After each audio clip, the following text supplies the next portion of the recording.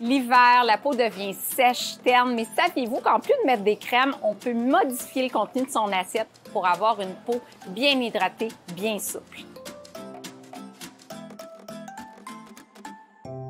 En hiver, la peau est affectée par les agressions extérieures, le grand froid, les vents, mais également le chauffage. En fait, ce qui se passe, c'est que ça va altérer la membrane lipidique qui fait en sorte que l'eau s'évapore, la peau devient super sèche. Premier conseil, l'hydratation. Puis souvent, l'hiver, on ressent moins la soif, donc on a tendance à boire moins et pourtant, c'est tout aussi important. On devrait aller chercher à peu près 2 litres de liquide par jour. Et dans les liquides, bien sûr, il y a l'eau. On aime beaucoup les boissons chaudes qui contribuent à l'hydratation aussi. Puis l'hiver, c'est réconfortant de prendre une boisson qui nous réchauffe. Et les tisanes hydratent, tout ce qui est lait moussé également. Même le café, le thé contribuent à l'hydratation si on en prend une dose modérée, à peu près 2 à 3 cafés par jour. Ce qui déshydrate maintenant, l'alcool. Et durant les fêtes, on consomme plus d'alcool. Donc, assurez-vous de prendre un verre d'eau pour chaque verre d'alcool consommé.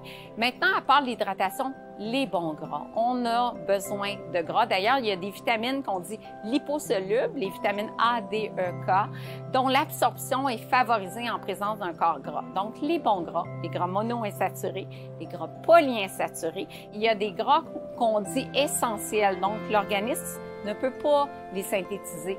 On doit aller les puiser dans l'alimentation. Ces bons gras-là, c'est les oméga-6 et les oméga-3. Puis les oméga-3, on va les trouver dans les poissons gras, mais aussi dans la graine de lin, dans la graine de chia, qui sont des sources qui sont super intéressantes d'oméga-3 d'origine végétale. Maintenant, on trouve énormément de bons gras aussi dans les noix et dans les graines.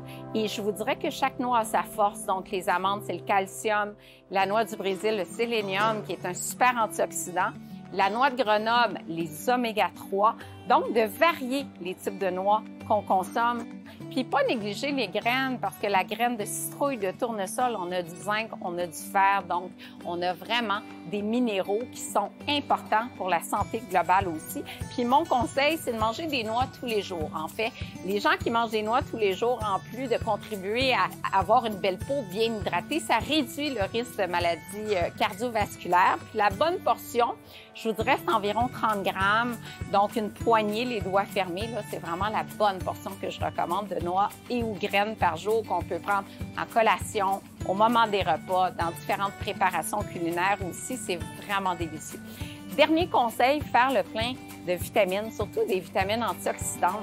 Je pense à la vitamine E qui est vraiment importante pour avoir une peau en santé. Et la vitamine E a un pouvoir antioxydant qui est très, très puissant.